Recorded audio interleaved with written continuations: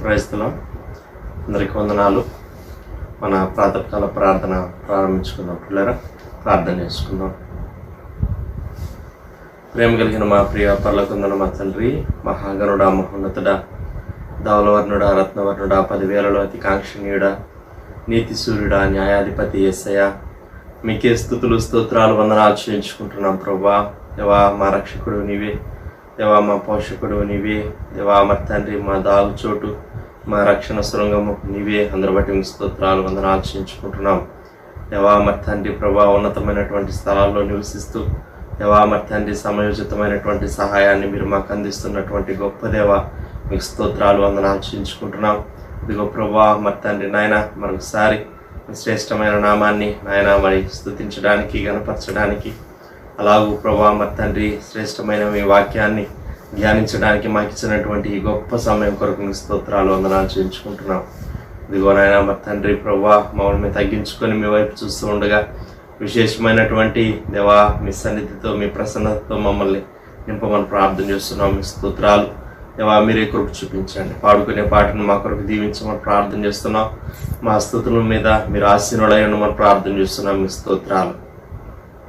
అలాగూ మరి తండ్రి ప్రభా 91వ కీర్తన మేము చదువుకునే సమయం అంతటిని కూడా మా కొరకు దీవించమని ప్రార్థన చేస్తున్నాం. మీ వాక్కులు మా పక్షంగా మీరు నెరవేర్చండి దేవా. మరి తండ్రి మాట సెలవిచ్చి దేవా దాన్ని నెరవేర్చేటువంటి గొప్ప దేవుడవు, మీ స్తోత్రాలు వందనాలు చేయించుకుంటున్నాను ఆయన. దేవా అవును ప్రభా మరి తండ్రి, అయా పర్వతాలు తొలగినను, మెట్టలు తత్తరిల్లును దేవా మరి తండ్రి నాయన, మీ వాక్కు దేవా మరి తండ్రి మా ఎడల మీరు నెరవేర్చేటువంటి దేవుడిగా మీరు ఉంటున్నందుకు మీ స్తోత్రాలు చేయించుకుంటున్నాం. వాగ్దానం అనుగ్రహించి దాన్ని నెరవేర్చేటువంటి గొప్ప దేవుడిగా మీరు మాకు ఉంటున్నందుకు మీ స్తోత్రాలు. మాట తప్పని దేవుడిగా మీరు మాతో ఉంటున్నందుకు మీ స్తోత్రాలు. దేవా మరి తండ్రి నాయన, మా కొరకు ప్రభా గొప్ప కార్యాలు, ఆశ్చర్య కార్యాలు, భీకర కార్యాలు, దేవా మరి తండ్రి శూర కార్యాలు చేయడానికి దేవా మరి తండ్రి సిద్ధంగా ఉన్నటువంటి గొప్ప దేవా మీ స్తోత్రాలు వందనాలు చేయించుకుంటున్నాం. అట్టి శ్రేష్టమైన దేవా మీ వాక్యాన్ని, వాగ్దానాన్ని దేవా మేము దేవా చదువుకునే సమయం అంతటిని మాకు దీవించమని ప్రార్థన చేస్తున్నాం. స్తోత్రాలు. సేవకుల ద్వారా మీరు మాతో మాట్లాడండి దేవా. మీ వాక్యం ద్వారా మీరు మాతో మాట్లాడమని ప్రార్థన చేస్తున్నాం. దేవా మీ వాక్యం శక్తి గలదు. అందరి బట్టి మీ స్తోత్రాలు చేయించుకుంటున్నాం. శ్రేష్టమైన మీ వాక్యాన్ని వినే సమయం అంతటిని మా కొరకు దీవించండి దేవా. కృప చూపించండి ఆయన. అలాగే మరి తండ్రి చివరి ప్రార్థన ఆశీర్వాదం వరకు మీ సన్నిధి, మీ ప్రసన్నతను మీరు మాకు అనుగ్రహించమని ప్రార్థన చేస్తున్నాం. మీ ప్రియులకు నాయన మరి తండ్రి వాళ్ళు దేవా మరి గృహాల్లో చేరి వారు ఏకీభవిస్తుండగా దేవా విశేషంగా మీ సన్నిధిని దేవా మీరు అనుగ్రహించమని ప్రార్థన చేస్తున్నాం. మీ నామానికి మహిమ తెచ్చుకోండి దేవా. వారి యొక్క అవసరతలు, అక్కరలు అన్నీ కూడా మీ సన్నిధానంలో ప్రభా మరి తండ్రి నాయన ఎత్తిపడుతూ ఉండగా గొప్ప కార్యములు నాయన మరి తండ్రి వాళ్ళ జీవితాల్లో, వాళ్ళ కుటుంబాల్లో దేవా మరి తండ్రి వాళ్ళ యొక్క బిడ్డల జీవితాల్లో దేవా మరి తండ్రి వాళ్ళు కలిగినటువంటి వారి యొక్క జీవితాల్లో మీరే గొప్ప కార్యములు జరిగించమని ప్రార్థన చేస్తున్నాము. స్తోత్ర దేవా. కృప చూపించండి. సమస్త విషయాలు మీరే సహాయం చేయమని, ముందున్న సమయం అంతటిని మా కొరకు దీవించమని, ఈ దినమంతటికి కావాల్సినటువంటి గొప్ప శక్తిని, బలాన్ని, విశ్వాసాన్ని మీ సన్నిధానంలో మేము పొందుట ద్వారా దేవా మరి తండ్రి నాయన అయా మేము పాలు పంపులు పొందుట ద్వారా మీరు మాకు అనుగ్రహించమని ప్రార్థన చేస్తున్నాం. సమస్త విషయాల్లో కృప దయచేయమని యేసయ్య నామములో స్తుతించి ప్రార్థన చేసి అడిగి వేడుకుంటున్నాం పరలోకపు తండ్రి. ఆమేన్, ఆమేన్. ఒక పాట పాడి దేవుని నామాన్ని మహిమపడదాం. కారుణాత్మీయ గీతాల్లో నుంచి 184వ పాట పాడుకున్నాం. నీ ప్రేమ ఎంతో ఎంతో మధురం, యేసు నీ ప్రేమ ఎంతో ఎంతో మధురం, తల్లి గుండుగా నీ ప్రేమ, కన్న తండ్రి గుండుగా నీ ప్రేమ, తల్లి గుండుగా నీ ప్రేమ, కన్న తండ్రి గుండుగా నీ ప్రేమ,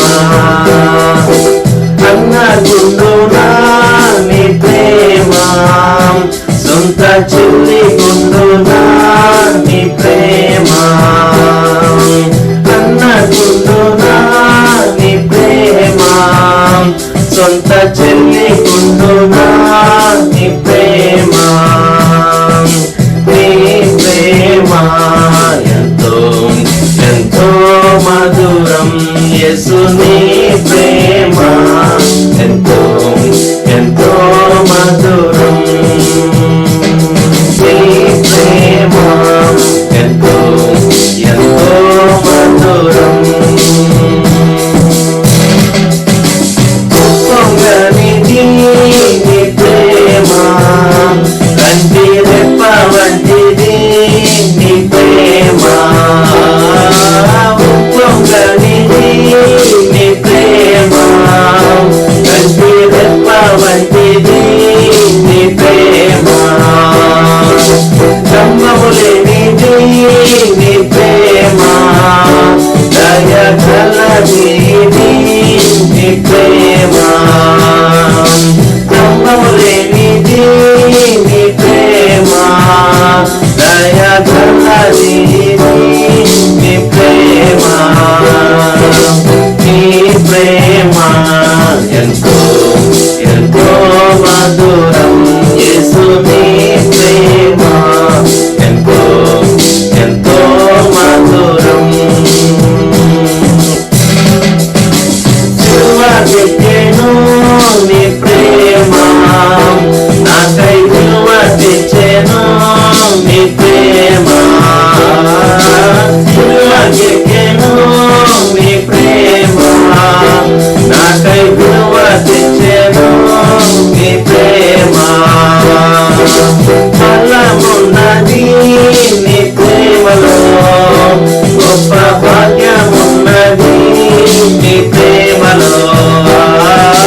ఫలమున్నది నీ ప్రేమలో, గొప్ప భాగ్యమున్నది నీ ప్రేమలో.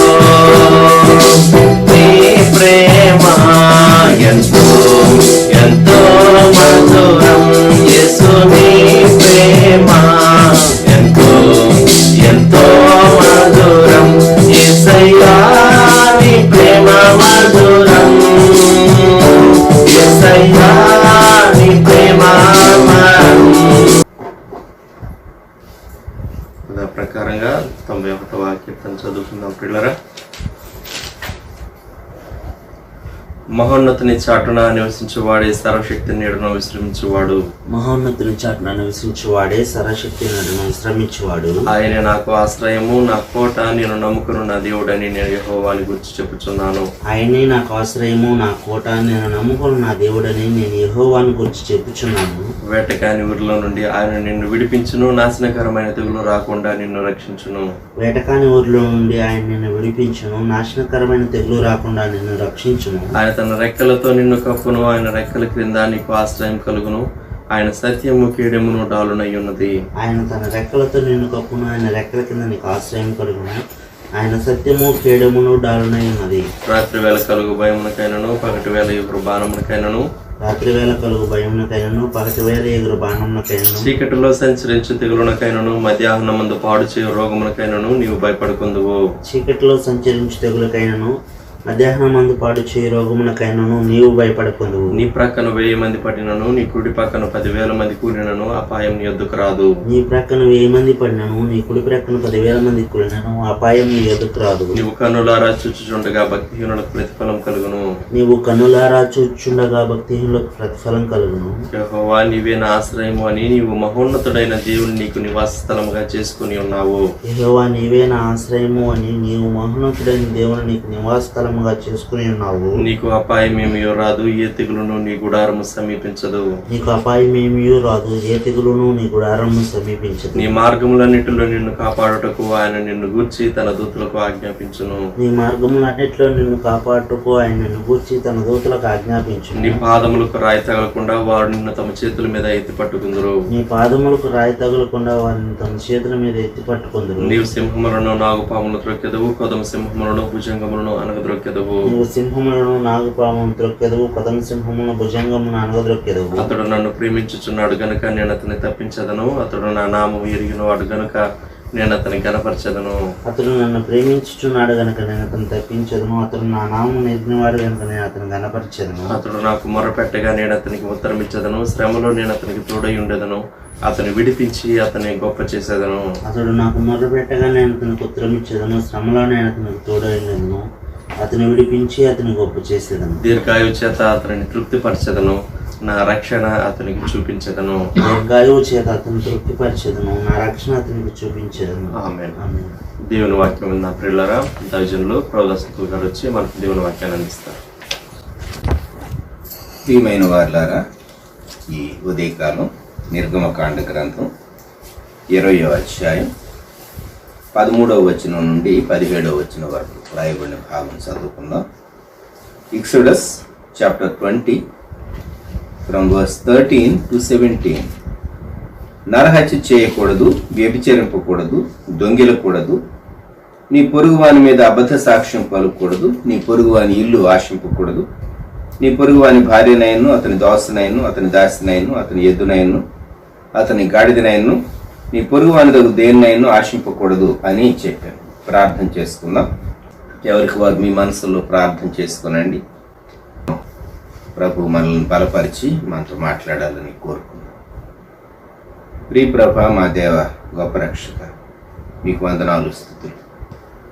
ఈ ప్రాతకాల సమయం మీరు మానవ జాతికి అనుగ్రహించినటువంటి మోరల్లా ధర్మశాస్త్రం, మీ ప్రజలకు అనుగ్రహించినటువంటి దశాజ్ఞలు 2వ భాగం నిషేధ పక్షం మేము ధ్యానం చేస్తూ ఉన్నాం.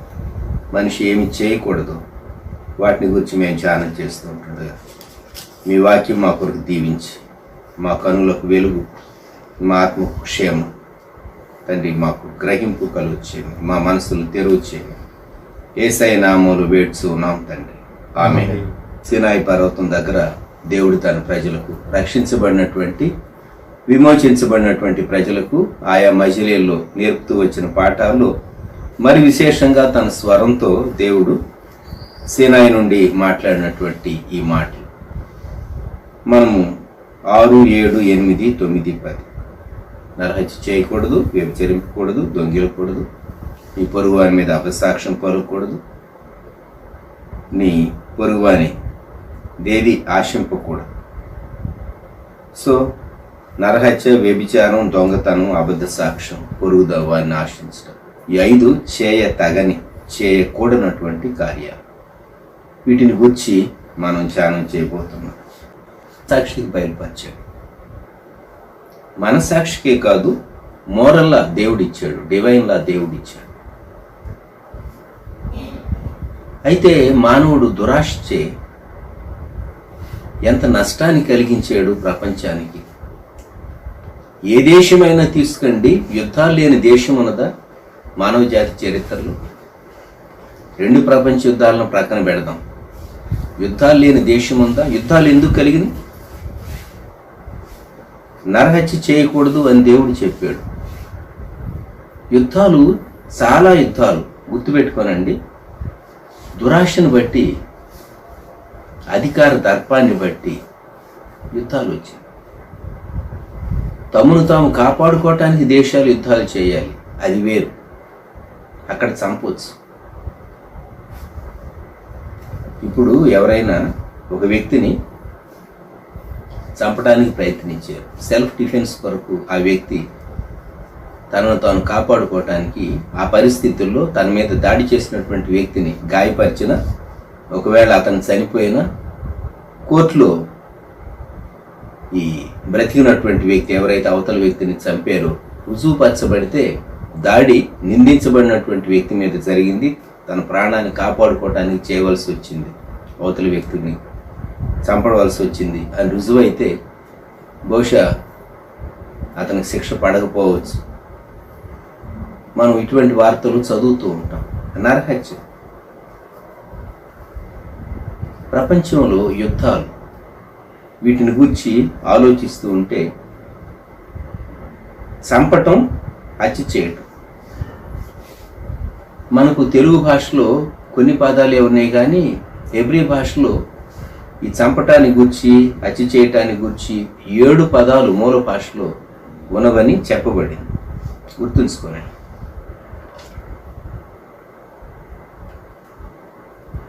నిర్గమకాండంలోనే 21వ అధ్యాయం 12, 13 వచనాల్లో నరుని చావుగొట్టిన వానికి నిశ్చయముగా మరణశిక్ష విధింపవలను, అయితే వాడు చంపవలనని పొంచి ఉండకే దైవకముగా వాని చేత ఆ హత్య జరిగిన ఎడల వాడు పారిపోగల ఒక స్థలమును నీకు నిర్ణయించేదను. ఇది ఇంటెన్షనల్ మర్డర్ కాదు. 13వ వచనం, ఉద్దేశపూర్వకంగా చంపాలని పగబట్టి వెయిట్ చేసి ఒక వ్యక్తిని చంపకపోతే పొరపాటున ఒక వ్యక్తి వెళుతూ ఉన్నాడు, పైన ఎక్కడో ఉన్నటువంటి ఒక వ్యక్తి యొక్క చేతి నుండి ఏదో బరువైనటువంటి ఒక ఇటుక పడింది అనుకుందాం, వర్క్ చేసేటటువంటి ఒక వ్యక్తి చేతి నుండి. అందుకే పెద్ద పెద్ద ఇవి కడుతూ ఉంటారు అడ్డం, వారు వాడేటటువంటి మెటీరియల్ ఏది యువతలకు పడకుండా, ఎవరికి హాని కలిగించకుండా చాలా దాని చుట్టూ బందోబస్తు చేసి లోపల వర్క్ చేస్తూ ఉంటారు. రూల్స్ అవి. అనుకుందాం కొంచెం సేపు, పైన ఏదో కన్స్ట్రక్షన్ జరుగుతుంది, ఎవరి చేతిలో నుండో పొరపాటున ఏదో వస్తువు జారి పడింది, క్రింద ఫ్లోర్స్లో నడిచేటటువంటి ఒక వ్యక్తి మీద పడింది, ఆ వ్యక్తి చనిపోయాడు. అది ఉద్దేశపూర్వకంగా జరిగింది కాదు. అటువంటప్పుడు అది యాక్సిడెంటల్గా జరిగింది, అనుకోనకుండా జరిగింది కనుక ఆ వ్యక్తికి వెంటనే చనిపోయినటువంటి వ్యక్తి తరఫు వారు ఈ వ్యక్తిని చంపడానికి ప్రయత్నిస్తారు. అందుకే అతడు పారిపోగలిగినటువంటి చోటు ఆశ్రయపురం. దీన్ని ధర్మశాస్త్రంలో కృప అంటారు. ఆశ్రయపురం యోర్దానుకు అవతల, యోర్దానుకి యువతల దేవుడు ఏర్పాటు చేయాలని చెప్పాడు. కనుక నరహత్యను గూర్చి 6వ ఆజ్ఞ, నరహత్య చేయకూడదు, నరహత్య చేయకూడదు. అలాగే 21వ అధ్యాయంలో ఈ ఆజ్ఞను గురించి మనం ఇంకా వివరంగా చెప్పుకోవాలి అంటే, ఎవరైనా ఇశ్రాయేలీలకు 23-24 వచనాలు, హాని కలిగిన ఎడల నీవు ప్రాణమునకు ప్రాణము, కంటికి కన్ను, పంటికి పళ్ళు, చేతికి చేయి, కాలికి కాలు, వాతకు వాత, గాయమునకు గాయము, దెబ్బకు దెబ్బయు నియమింపు. Eye for eye and tooth for tooth అనేటటువంటి ఇంగ్లీష్ మాట దీనిలో నుండే, ఈ భాగంలో నుండే వచ్చింది. కంటికి కన్ను, పంటికి పళ్ళు. అవతల వ్యక్తి ఏది ఈ వ్యక్తికి తీసివేస్తే ఆ చేసినటువంటి వ్యక్తికి అదే నష్టం కలగాలి అనేటటువంటి ధర్మశాస్త్ర నిబంధన.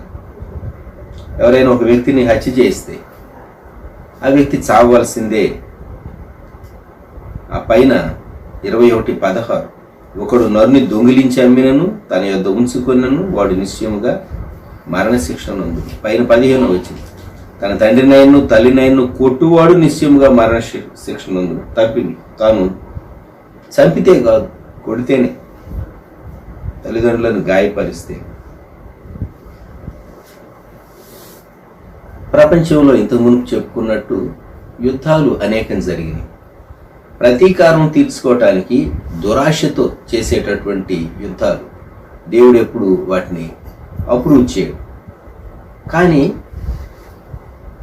ఎవరి మీద అయితే ఆ దేశాన్ని ఆక్రమించడానికి అన్యాయంగా, దురుద్దేశంతో, గర్వంతో వీరిని లోబర్చుకోవాలి అని పొరుగున ఉన్నటువంటి దేశాలు యుద్ధం చేస్తారో అప్పుడు ఖచ్చితంగా యుద్ధం చేసి తమను తాము ఈ దేశస్తులు కాపాడుకోవాలి.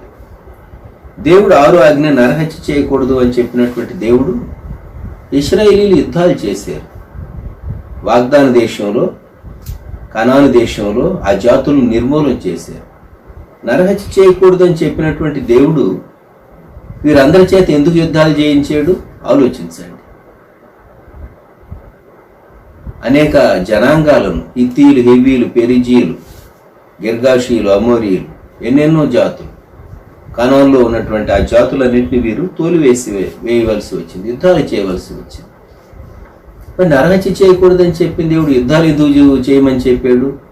అమాలేకీయులైతే నిర్మూలమే చేయమన్నాడు, పూర్తిగా నిర్మూలన చేయమన్నాడు. ఆ జాతులను వారు నిర్మూలము చేసి ఉండకపోతే, లేక వారిని తరిమి ఉండకపోతే వారు వీరిని నిర్మూలన చేసేవాడు. అది వీరిని తుడిపెట్టుండేవారు. రక్షకుడు మెస్సియా యూదుల్లో నుండి వచ్చేవాడు కాదు. మానవ జాతికి విమోచన ఉండేది కాదు. మనుషులు తమ పాపమును బట్టి నరకాగ్నిలో లేక కాలవలసిందే. అందుకొరకే దేవుడు ఏర్పరచుకున్నటువంటి జనాంగంలో నుండి దేవాది దేవుడు రక్షకుడుగా, శరీరధారిగా రావాలి అంటే ఆ జనాంగం నిలవాలి. ఆ జనాంగం నిలవాలి అంటే వారు తమ శత్రువులను నిర్మూలన చేయాలి. అందుకని దేవుడు అలౌ చేశాడు. నూతన నిబంధన వచ్చేసరికి పద్ధతి మారిపోయింది.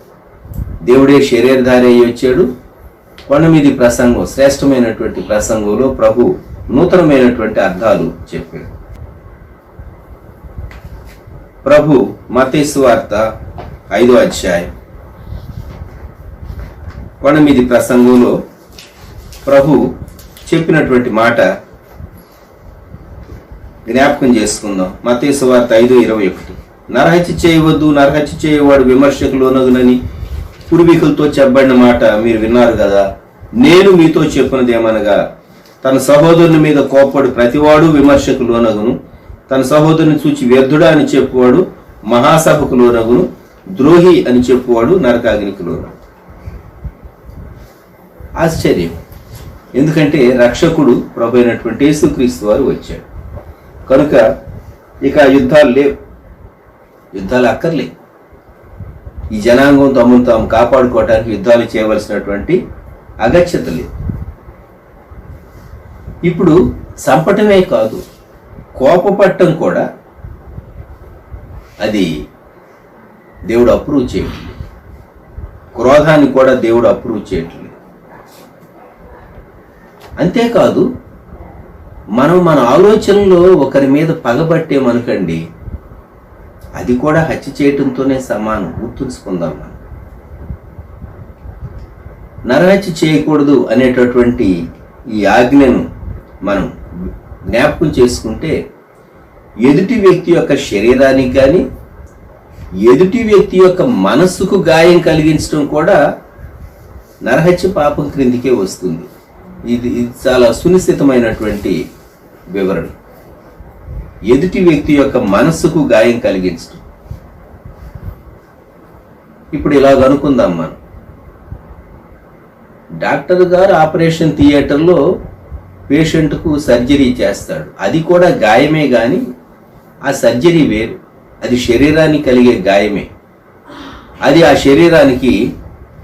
శరీరములో నుండి తీసివేయవలసినటువంటి భాగాన్ని తీసివేస్తేనే ఆరోగ్యం కలుగుతుంది. కనుక డాక్టర్ గారు థియేటర్లో ఎనస్థీషియా ఇచ్చి ఆపరేషన్ థియేటర్లో సర్జరీ చేస్తారు. అదే పదునైనటువంటి ఆయుధాలతో ఒక వ్యక్తిని మనము లోకంలో గాయపరిస్తే అది హత్యా ప్రయత్నం అని అంటారు. మరి దానికి దీనికి తేడా ఏంటి? అదేమో ప్రాణ రక్షణ, ఇదేమో ప్రాణ హత్య కొరకైనటువంటి ప్రయత్నం. గమనించండి. మనము ఎదుటి వ్యక్తికి గాయం కలిగించేటటువంటి హక్కు మనకు లేదు. బోధకులు చెప్పేటటువంటి బోధ చాలా మార్లు మనసుకు అది గాయం కలిగించినట్టుగా ఉంటుంది. ఆత్మలో చాలా మార్లు దేవుడు స్పష్టమైన నడిపింపు ఇచ్చినప్పుడు ఆ సందేశం అందించాలి. కారణం ఏంటంటే మనుషులకు చాలా సొంత ఉద్దేశాలు, పనికిమాలిన ఉద్దేశాలు ఉంటాయి. చెత్త చాలా ఉంటుంది మనుషుల యొక్క మనసులో. చెత్త అంతా తగలబడిపోవాలంటే వాక్యం, దేవుని వాక్య అగ్ని దహించాలి. కాబట్టి వాక్యం బోధించేటటువంటి వ్యక్తి ఎవరినో ఏం చేసి చెప్పాడు అనుకుంటారు కొందరు. ఏం చేసి చెప్తే దేవుని చిత్తం జరగదు. ఎందుకంటే అది శరీరంలో నుండి వస్తుంది కనుక. అయితే దేవుడిచ్చినటువంటి ప్రేరణ అయినప్పుడు ఖచ్చితంగా అందించేటటువంటి వెజల్, సాధనం, మనిషి, బోధకుడు దేవుడిచ్చిన తలంపు షేర్ చేయాలి. లేకుంటే ఏమవుతుందంటే దేవుడు ఆ వ్యక్తిని ప్రక్కన పెట్టేస్తాడు, వాడుకోడు. మనుషులు ఏమనుకుంటారు అని మనం ఆలోచించి దేవుని వాక్యాన్ని మనము కాంప్రమైజ్ అయ్యి దేవుని ఆత్మను ఆర్పుకోవటం చాలా దౌర్భాగ్యమైనటువంటి పరిస్థితి. నా జీవితంలో ఎన్నడూ నేను ఆ స్థితికి, అటువంటి దేవుని ఆత్మను ఆర్పుకునేటటువంటి దౌర్భాగ్య స్థితికి నేను ఎన్నడూ వెళ్ళకూడదని కోరుకున్నాను. I made it my policy.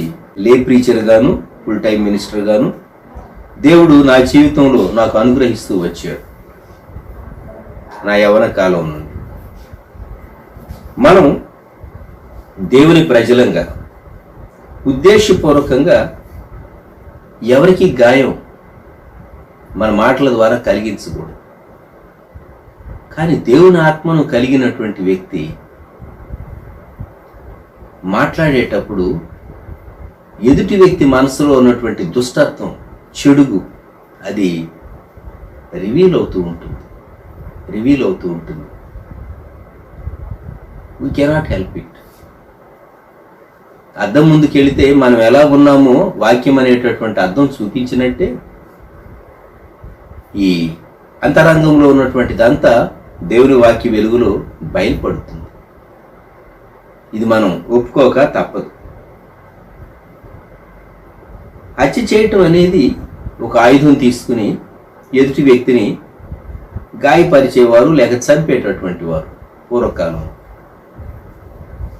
యేసుక్రీస్తు ప్రభు వారు చెప్పినటువంటి మాట కోపపట్టం అంటే మనస్సుకు సంబంధించింది. మనం పెదవులతో చంపుతాం, మన మనస్సుతో చంపుతాం, మన రచనతో చంపుతాం.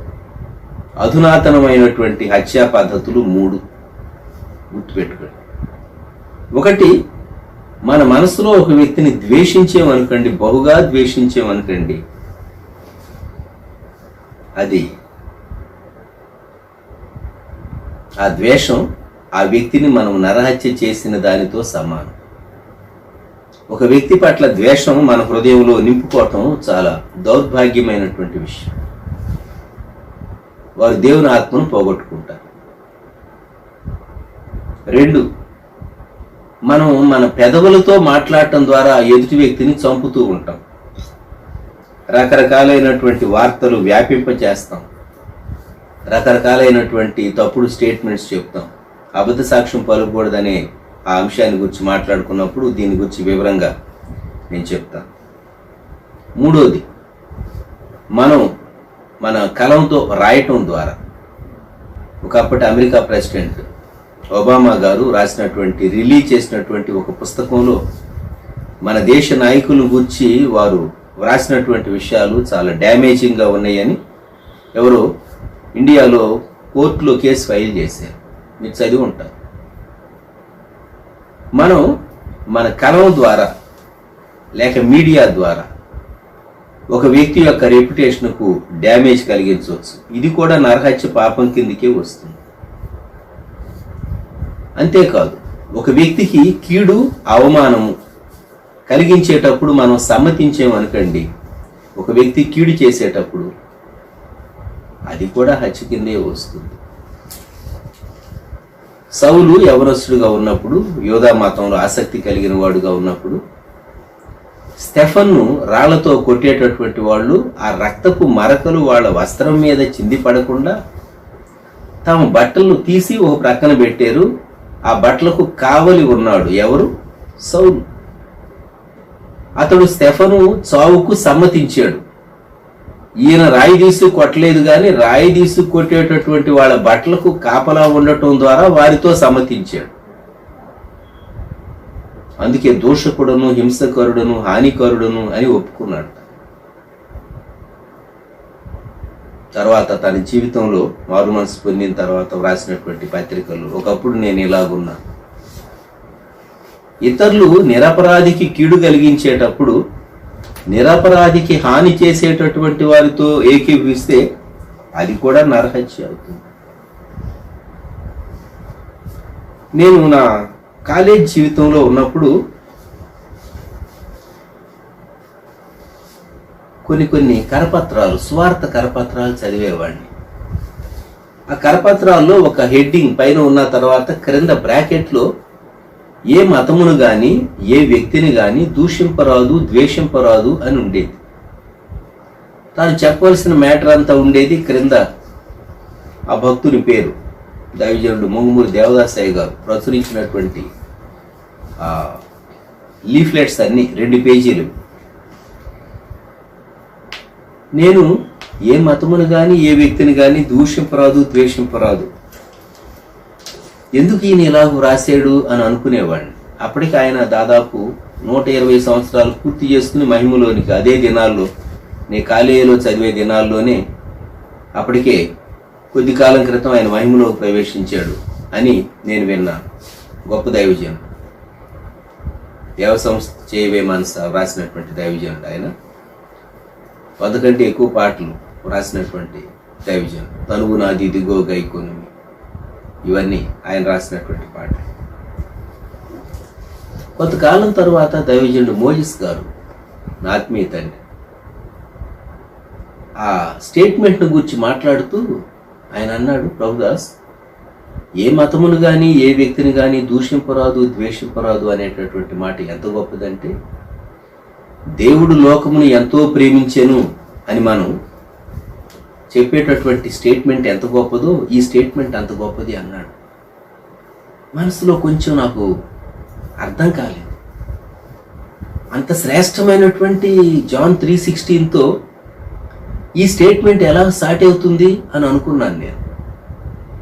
కానీ ఈ దినం ప్రపంచంలో మీరు ఒక మతాన్ని తక్కువ చేసి మాట్లాడితే ఆ మతానికి చెందినటువంటి వాళ్ళు మీ మీద దాడి చేస్తారు, మిమ్మల్ని విమర్శిస్తారు, మీ మీద కోర్టులో కేసు ఫైల్ చేస్తారు. ఏ మతాన్ని మీరు విమర్శించేటటువంటి పరిస్థితులు లేవు ఈ దినాలు. గ్రహించండి. ఏ మతమును కానీ ఏ వ్యక్తిని కానీ దూషింపరాదు, ద్వేషింపరాదు. ఇంకొక స్టేట్మెంట్ ఆయన ఇంకొక లైన్ కలిపేవాడు అక్కడే, తెలియని విషయములు దేవుని అడుగవలెను అని కూడా ఆ స్టేట్మెంట్తో ఇంక్లూడ్ అయి ఉంది. ఒక విషయం అర్థం కాకపోతే దేవుని సన్నిధిలో కూర్చోవాలి. ఎన్ని గంటలైనా కూర్చోవాలి. పదే అంశాన్ని గురించి దేవుని సన్నిధానంలో అడుగుతూ ఉంటే నీవు గ్రహించలేనటువంటి విషయాలు దేవుడు నీకు బయలుపరుస్తాడు. ఇంకొక విషయం ఏంటంటే, విషయాలు గ్రహించడానికి మన జ్ఞానం చాలదు, మన అనుభవం చాలదు. సృష్టిలో ఎన్నో మర్మాలు ఉన్నాయి. దేవుడు కార్యం ఎందుకు చేశాడు మనం ఇప్పుడు అడిగితే దేవుడు ఒక రీజన్ చెప్తాడు.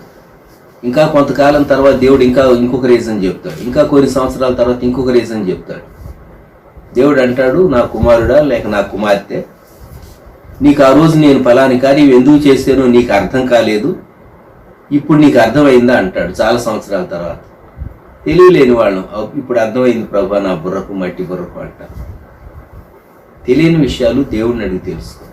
అంతేకాదు, గుర్తుంచుకోనండి, ఒక వ్యక్తిని గురించి కూడా మనకు అర్థం కాలేదు అనుకోండి, దేవుని సన్నిధిలో ప్రార్థన చేస్తే దేవుడు రివీల్ చేయాలనుకుంటే ఆ వ్యక్తిని గురించి రివీల్ చేస్తాను. ఇవి ప్రత్యేకమైనటువంటి విషయాలు. నేను అంతకు మించి ముందుకు వెళ్ళను. ఏ మతమును కానీ ఏ వ్యక్తిని కానీ దూషింపరాదు, ద్వేషింపరాదు. ఇది చాలా గొప్ప విషయం. గుర్తుంచుకుందామా. నూతన నిబంధన ప్రభు అయినటువంటి యేసుక్రీస్తు వారు తన రక్తంతో స్థాపించినటువంటి నూతన నిబంధనలో మనం పాలిభాగస్థులంగా మనం హత్య చేయం, కానీ దూషిస్తాం, ద్వేషిస్తాం, మనస్సులో బహుగా ద్వేషిస్తాం, పెదవులతో మనిషిని చంపుతాం. మన పెన్, మీడియా లేక మనం రాసేటటువంటి రాతల్లో మనిషి పైన వ్యతిరేకంగా రాసి మనం చంపేసేస్తాం. కొందరికి విపరీతమైన కోపం ఉంటుంది, విపరీతమైన కోపం. నేను హై స్కూల్లో చదివే కాలంలో ఒక మాస్టర్ గారు ఉండేవాడు. ఆయన అడిగిన ప్రశ్నకు జవాబు చెప్పలేదనుకోండి, ఏ స్టూడెంట్ అయినా నిలవబెట్టేవాడు. పాఠం చెప్తూ క్లాస్లో అటు ఇటు తిరిగేవాడు. అటు వెళ్ళినప్పుడు బెత్తంతో ఒడగొట్టేవాడు, ఇటు వచ్చినప్పుడు బెత్తంతో ఒడగొట్టేవాడు. ఆ పీరియడ్ 45 మినిట్స్ అయిపోయే వరకు లేక 40 మినిట్స్ అయిపోయే వరకు ఒక 10 సార్లు ఆయనకు తెరలగా కోపం వస్తూనే ఉండేది. ఇంకొకరు ఉండేవారు, ఇప్పుడు ఆ పరిస్థితులు లేవనుకండి, అలా చేయకూడదు, స్టూడెంట్స్ని శిక్షించకూడదు, అది నేరం. ఎంత వెర్రి కోపం వచ్చేదంటే స్టూడెంట్స్ యొక్క తల గోడకేసి కొట్టేవాడు. పూర్వకాలం కాబట్టి సరిపోయింది. ఎప్పుడో విషయాలు, 50 సంవత్సరాల నాటికి ముందు సంగతులు. ఈ కాలంలో చెల్లదులేండి. కొందరికి క్రోధం వస్తుంది, క్రోధం వస్తుంది. క్రోధం చాలా అపాయకరమైంది. జరిగినటువంటి ఒక యథార్థ సంఘటన, జేమ్స్ అనే ఒక వ్యక్తి ఉండేవాడట. అతనికి సడన్గా కోపం వస్తే తాను ఏం చేస్తున్నాడో తెలియదు. ఒక దినం తాను ఒక బెంచ్ పైన నిద్రపోతూ ఉన్నాడు పార్కులో. ఒక అబ్బాయి అతను ఆట పట్టిద్దామని చెప్పేసి ఒక ఈక తీసుకుని వచ్చి తన చెవిలో పెట్టి నెమ్మదిగా, చిన్నపిల్లలకు ఇటువంటి మిస్చివస్ డీడ్స్ చేయటం అంటే వాళ్ళకు సరదాగా ఉంటుంది, ఆ ఈక తన చెవిలో పెట్టి తిప్పటం ప్రారంభించాడు. ఇతను లేచాడు, కోప్పడ్డాడు. ఆ పిల్లవాడు వెళ్ళిపోయాడు. మళ్ళా ఇతను గాఢ నిద్రలోకి వెళ్ళాడు. మరలా ఆ పిల్లవాడికి అది ఆట. పిల్లలు ఎదుటివాడిని కొంచెం మనం డిస్టర్బ్ చేద్దాం అన్నట్టు ఆ పిల్లవాడు మరలా వచ్చి అలాగే డిస్టర్బ్ చేయటం మొదలుపెట్టాడు. ఇతనికి ఎంత క్రోధం కలిగిందంటే చేతికి అందింది తీసి ఆ చిన్నపిల్లవాడి మీద వేసి కొట్టాడు. అతని బ్రెయిన్ బయటకు వచ్చింది. క్రోధం ఎంత నష్టాన్ని కలిగించిందో చూచారు. నరహత్య చాలా భయంకరమైంది. నరహత్య, క్రోధం నరహత్యకు దారితీస్తుంది. కనుక నరహత్య చేయకూడదు. తర్వాత 7వ ఆజ్ఞ, వ్యభిచరింపకూడదు. 20వ అధ్యాయం 10వ వచనం, పన్ను భార్యతో వ్యభిచరించిన వానికి అనగా తన పొరుగు వాని భార్యతో వ్యభిచరించిన వానికి ఆ వ్యభిచారిణికి మరణశిక్ష విధింపవలను. అలాగే ద్వితీయోపదేశకాండం 22వ అధ్యాయం 22వ వచనంలో, ఒకడు మగనాలితో శయనించుచుండగా కనబడిన ఏళ్ల వారిద్దరు అనగా ఆ స్త్రీతో శయనించిన పురుషుడును ఆ స్త్రీను చంపబడవలను, అట్లు ఆ చెడుతనమును ఇశ్రాయేలీలో నుండి పరిహరించుదు. వ్యభిచారంలో పట్టబడిన స్త్రీని యేసు ప్రభు దగ్గర తీసుకొచ్చినప్పుడు పురుషుడేమో తప్పించుకున్నాడు, స్కాట్ ఫ్రీ. స్త్రీని పట్టుకొచ్చి ధర్మశాస్త్రం రాళ్లతో కొట్టమంది, నువ్వేం చెప్తావు బోధకుడు అని యేసు ప్రభువును ఇబ్బంది పెట్టాలని చూచారు ప్రశ్నలు. పురుషుడినేమో అతను తప్పించుకున్నాడు. ఆ తీసుకొచ్చిన వాళ్ళందరూ పురుషులు. పురుష జాతి దురహంకారం. వాడేమో తప్పు చేయొచ్చు, ఈయన తప్పు చేయకూడదు. ఇద్దరిని తీసుకురావాలి పద్ధతి ప్రకారం. ఇక్కడ ఏం చెప్తూ ఉందంటే ఇద్దరిని శిక్షించాలి. అందుకే యేసు ప్రభు మీలో పాపం లేనివాడు మొదట రాయి వేయమన్నాడు. గమనించండి, వ్యభిచారం, ఇంకా చెప్పాలంటే జారత్వం, పరపురుషుని భార్యతో పాపం చేయడం, ఇది భయంకరమైనటువంటి పాప. వివాహం చేసేటప్పుడు పవిత్రమైనటువంటి నిబంధన చేస్తారు, ప్రమాణం చేస్తారు. ఒకరి యందు ఒకరు నమ్మకం. ఆ నమ్మకాన్ని ఎప్పుడైతే వ్యభిచరిస్తారో పురుషుడు కానీ స్త్రీ కానీ, వారు ఆ నమ్మకాన్ని వమ్ము చేసినట్టు. The trust is broken. ఇప్పుడు శరీరంలో చేసినటువంటి పాపాన్ని బట్టి ఎయిడ్స్ వ్యాధి వచ్చింది. మీకు తెలుసు, ఎయిడ్స్ వ్యాధి ప్రపంచాన్ని గడగడ వణికించింది చాలా సంవత్సరాలు. ఇప్పుడు కొంత ఆ ట్రీట్మెంట్ మనుషులు కనుగొన్నారు అనుకోండి. అయితే వ్యభిచారం అనేది చాలా సాఫ్ట్గా మనుషుల హృదయాలను వశం చేసుకుంటూ ఉంది. అపవిత్రమైనటువంటి ఆలోచనలు, అపవిత్రమైనటువంటి కోరికలు, అపవిత్రమైనటువంటి సంభాషణ మనుషులను రూల్ చేస్తూ ఉంది. ఇంకా చెప్పాలంటే సెల్ ఫోన్ తీసుకుని గదిలోకి వెళ్ళి తలుపు వేసుకుని యవనస్తులు ఏదో చూస్తూ ఉంటారు. వారు ఏం చూస్తున్నారో వారికి తెలుసు, వారి మనసాక్షికి తెలుసు, వారు ఏ సైట్లోకి వెళుతూ ఉన్నారు. తల్లిదండ్రులు గ్రహించలేరు. కొన్నిసార్లు చూసింది డిలీట్ చేస్తారు. కనుక పెద్దలు వారు చూసింది ఏదో, వారు చూసి డిలీట్ చేసింది ఏదో వారు పెద్దలు గ్రహించక ముందే చాలా తెలివిగా వారు మేము డిలీట్ చేసామనుకుంటారు. కానీ వారి మనసు కలిగిన అపవిత్రతను వారు పోగొట్టుకోగలరా? ఆలోచించాలి. మనం అపవిత్రత అనేది అనేక రీతులుగా ఉపద్రవం వలె ఫ్లడ్ లాగా మనుషుల యొక్క మనసులను భ్రష్టత్వంలోనికి తీసుకుని వెళ్ళేటటువంటి దినాల్లో మనం ఉంటూ ఉన్నాం. పౌలు భక్తుడు కొరింథీ సంఘానికి రాస్తూ కొరింథీలకు రాసినటువంటి మొట్టమొదటి పత్రికలో 6వ అధ్యాయంలో మనకు తెలిసినటువంటి ఈ మాట జ్ఞాపకం చేసుకుందాం. 1 కొరింథీ 6వ అధ్యాయం 17వ వచనం నుండి, ప్రభువుతో కలిసి కొన్నవాడు ఆయనతో ఏకాత్మయ్య ఉన్నాడు, జారత్వమునకు దూరముగా పారిపోడు. మనుష్యుడు చేయు ప్రతి పాపమును దేహమునకు వెలుపల ఉన్నది గాని జారత్వము చేయవాడు తన సొంత శరీరమునకు హానికరముగా పాపము చేయుచున్నాడు. మీ దేహము దేవుని వల్ల మీకు అనుగ్రహింపబడి మీలో ఉన్న పరిశుద్ధాత్మకు ఆలయమై ఉన్నదని మీరు ఎరుగరా? మీరు మీ సొత్తు కారు, మీరు పెట్టి కొనబడిన వారు కనుక మీ దేహముతో దేవుని మహింపరచు.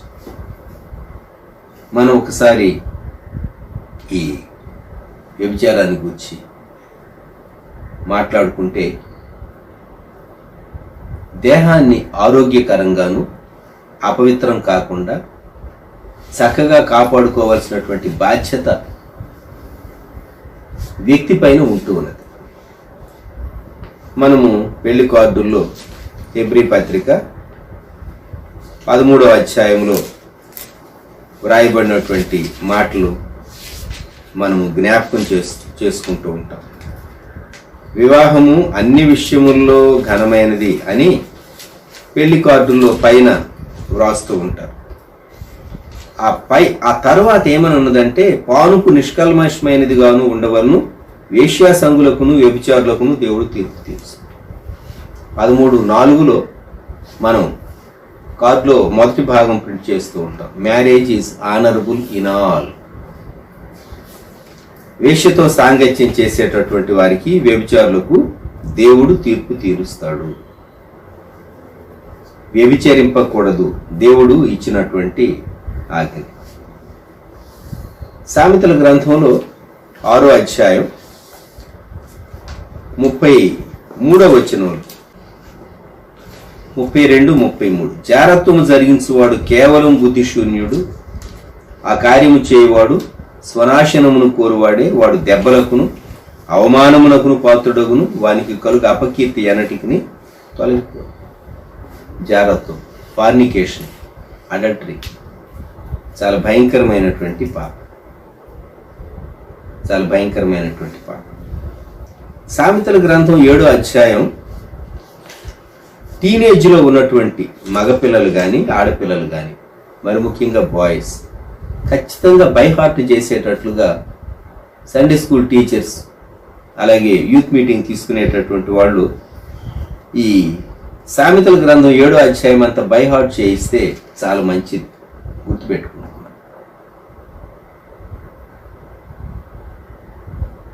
శరీరాన్ని కాపాడుకోండి. ఒక సమయంలో గ్రీసు దేశంలో ఉన్నటువంటి ఒక యవనస్తురాలితో, అది వివాహం కాబోయేటటువంటి సమయం, ఆ అమ్మాయిని ఒకరు అడిగారట,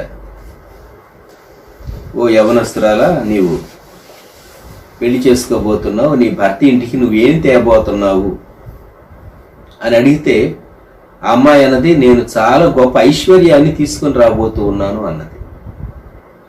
చాలా గొప్ప ఐశ్వర్యం అనగానే విన్నవాళ్ళు అనుకున్నారు, ఎంత ఆస్తి తేబోతుందో, ఏమేంటి తేబోతున్నావు అని అంటే, ఆ అమ్మాయి చెప్పిందట, లోకములో ఉన్నటువంటి ఏ విలువైనటువంటి ఆస్తి కంటే గొప్పది నేను అపవిత్రం కానటువంటి నా మనస్సును, అపవిత్రం కానటువంటి నా దేహాన్ని, నా మనస్సును దేహాన్ని పవిత్రంగా కాపాడుకొని నేను కుటుంబ జీవితంలో ప్రవేశించడానికి వివాహం కొరకు సిద్ధపడుతూ ఉన్నాను. This is my greatest treasure అని చెప్పిందట. ఎంత శ్రేష్టమైన మాట. జోసెఫ్ అన్నాడు, నేను ఎట్లు ఇంత ఘోరమైన దుష్కార్యం చేసి దేవునికి విరోధముగా పాపము కట్టుకొందునని పోతీఫర్ భార్యతో. గమనించండి, దేవుడు జోసెఫ్ను బహుగా ఆశీర్వదించి దీవించి తన ఇద్దరు కుమారులు ఎఫ్రాయిం, మనష్షే ఇద్దరిని గోత్రకర్తలు చేశాడు. మామూలుగా ఒక కుమారుడికి ఒక గోత్రమే. జోసెఫ్ దగ్గరికి వచ్చేసరికి ఎఫ్రాయిము, మనష్షే 2 గోత్రాలు వచ్చినాయి, 12 గోత్రాలు. ఎందువల్ల? పవిత్రత కొరకు తన తీర్మానం. దేవుడు సంతోషించాడు. శ్రమపాలు కావాల్సి వచ్చింది, అయినప్పటికీ దేవుడు తనకు బహుమానం ఇచ్చాడు.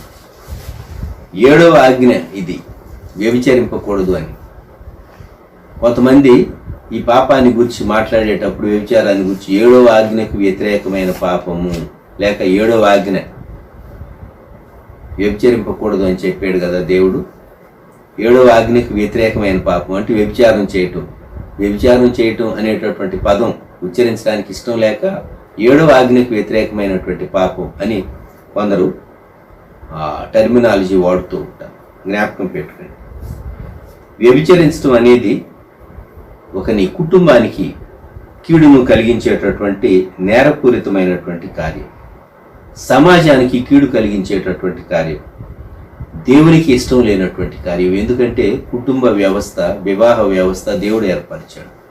దేవుడు ఏర్పరిచినటువంటి వివాహ వ్యవస్థను నీవు కూలదోస్తూ ఉన్నావు, భంగపరుస్తూ ఉన్నావు. కనుక వ్యభిచరింపకూడదు. తరువాత 8వ ఆజ్ఞకి వెళదాం మనము. దొంగిలకూడదు, స్టీలింగ్.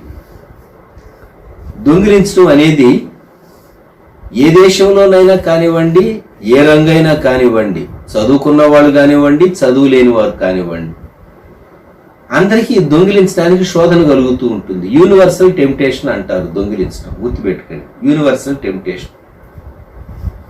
అసలు దొంగిలించడం అనేది ఎక్కడి నుండి వచ్చింది? రైట్ టు ప్రాపర్టీ అనేది దేవుడు అప్రూవ్ చేశాడు. ఆస్తిని కలిగి ఉండుట అనేటటువంటి దాన్ని దేవుడు అప్రూవ్ చేశాడు. ఒక వ్యక్తికి ప్రైవేట్ ఆస్తి, సొంత ఆస్తి ఉంటుంది. ఆ ఆస్తిని ఇతరులు దొంగిలించినప్పుడు, తీసుకున్నప్పుడు దాన్ని తప్పుగా పరిగణించవలసి వస్తుంది. స్టీలింగ్ అంటాం.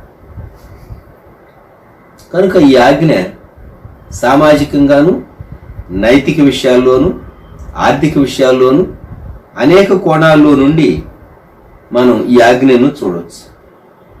దేవుడు ఒక వ్యక్తికి అతని వ్యక్తి కష్టాన్ని బట్టి, అతని పూర్వీకులు సంపాదించిన దాన్ని బట్టి కొంత ఆస్తి వ్యక్తికి ఉంటుంది. దాన్ని దొంగిలించడానికి మనుషులు ప్రయత్నం చేస్తూ ఉంటారు. ప్రజల ఆస్తిని కూడా దొంగిలించడానికి ప్రయత్నం చేస్తూ ఉంటారు. ఒక ఆర్థిక సంస్థ బంగారం కుదువ పెట్టుకుని అప్పిచ్చేటటువంటి ఒక ఆఫీస్ మీదికి సడన్ గా దాడి చేసి 10 నిమిషాల్లో 12 కోట్ల రూపాయలు విలువైనటువంటి జ్యువెలరీ అంతటిని తీసుకుని వెళ్ళారని పేపర్లో చదివాను. ఈ దొంగతనాలు, రాబరీ చేసేటటువంటి వాళ్ళు ఎంత మెటిక్యులస్ గా ప్లాన్ చేసుకుంటారంటే within minutes gun point లో వాళ్ళు అనుకున్నది సాధించేసేసి వాళ్ళు వెళ్ళిపోతారు. సీసీ కెమెరాలు పనిచేయట్లేదు. విచారం కదా. కొన్నిసార్లు రెక్కి నిర్వర్తించినప్పుడు కాబోలు సీసీ కెమెరాలు పనిచేయకుండా ఏం చేయాలో అది చేసేస్తారు. బాగా స్టడీ చేస్తారు. ఈ దొంగిలించడం అనేది చాలా భయంకరమైనటువంటిది. మనుషుడు ఈజీగా కష్టపడకుండా సంపాదించడానికి ప్రయత్నించేటటువంటి ప్రయత్నం దొంగిలించడం అనేది. ఇస్కరియోతు యోధ యేసు ప్రభువును అమ్మేసేసాడు. అది భయంకరం కదా.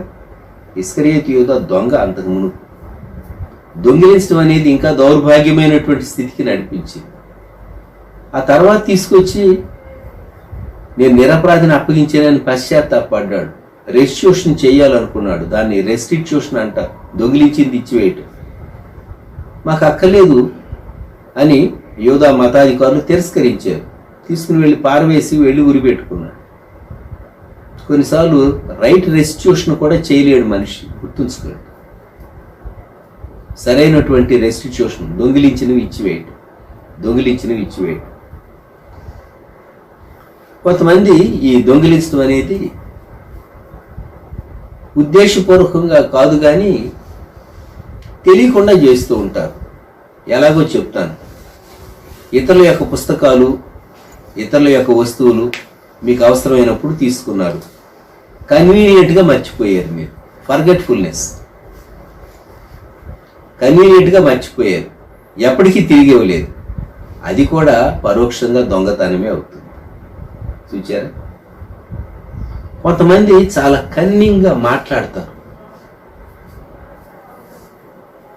కొంతమంది మోసం చేస్తారు, డిసీట్, కన్నింగ్. ఇవి కూడా దొంగిలించడం.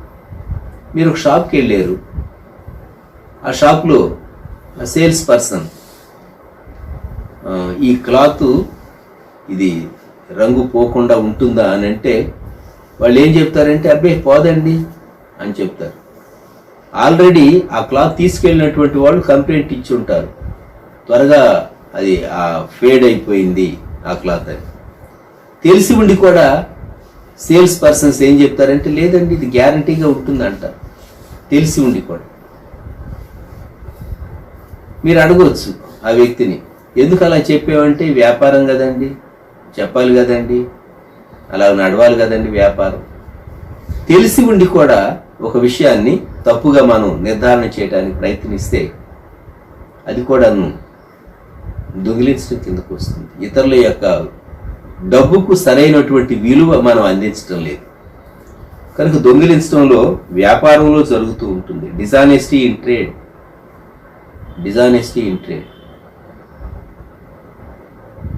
భారతదేశంలో బ్యాంకులు వచ్చిన తర్వాత, స్వాతంత్రం తర్వాత, బ్యాంక్స్ నేషనలైజేషన్ జరిగిన తర్వాత బ్యాంకుల చరిత్రలో అధికారంలోకి వచ్చినటువంటి వాళ్ళు, అధికారుల యొక్క ప్రాపకం కలిగినటువంటి వారు, గొప్ప గొప్ప వ్యాపారస్తులు,